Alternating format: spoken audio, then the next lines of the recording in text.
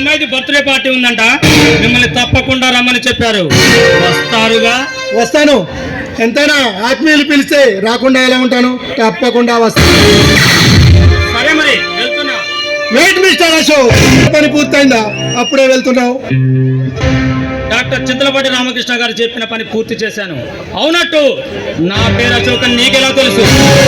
నువ్వు ఆ చింతలపాటి రామకృష్ణ పంపితే రాలేదని నాకు బాగా తెలుసు.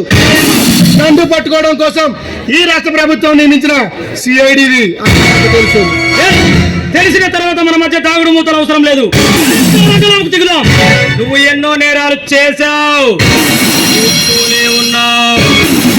అందుకే నీ ఆట కట్టించడానికే ఈ ప్రభుత్వం నన్ను ఈ ఊరు పంపించింది. వచ్చి నువ్వు నన్ను ఏం చేయలేవు మిస్టర్ అశోక్. అంటే నేను నేరస్తుడి కాదు. నువ్వు నేరస్తుడు కాదని చెప్పాల్సింది నువ్వు కాదు. ఏ న్యాయస్థానమైనా నన్ను నిరూపించలేదు. నేను చేస్తున్న అరాచకాలను నన్ను తమ్మున్న పోలీసుడు ఎవడూ పట్టుకోలేదు. తప్పుడు అభిప్రాయం ఉన్నట్టుంది. నీ అభిప్రాయం తప్పని నిరూపిస్తాను. కట్టించి నిన్ను జైల్లో పెడతాను. అధికారం చేతిలో ఉంది కదా అని అనవసరమైన మాటలు మాట్లాడితే నేను చేసే నేరాలను రుజువు చేయలేక నువ్వు నవ్వుల పాలైపోతావు.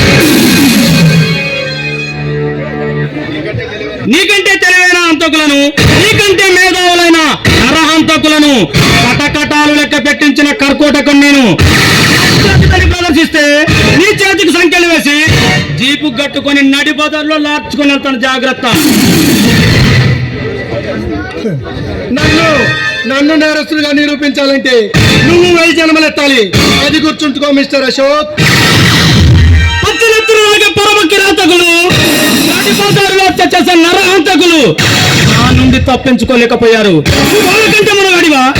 నువ్వు అంచలేని సమర్థుడే కావచ్చు, కానీ నేను చేసే ఈ పనిలో అంతిమ పోరాటంలో నేను సాధించేంత వరకు నన్ను ఎవరు టచ్ చేయలేరు. ఏమార్చినంత మాత్రాన నువ్వు పంకుపోకు సామ్రాట్. నీలాంటి అజయులను అంతం చేసి నిస్వార్థపరుడు నేను. నువ్వు తమ్ముళ్ళ మొనగాడివే కావచ్చు, కూడా ఎదిరించని మొనగాడి అయి ఉండొచ్చు. ఈ సామ్రాట్ని టచ్ చేసేంత కెపాసిటీ నీకు లేదు. అలానే అనుకుంటా ఉండు. నిన్ను నిజమైన సాక్ష్యంతో పట్టుకుంటాను. నిజమైన శిక్ష నీకు వేయిస్తాను.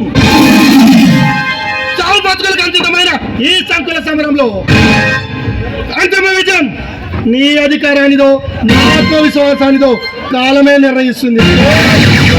బాయ్.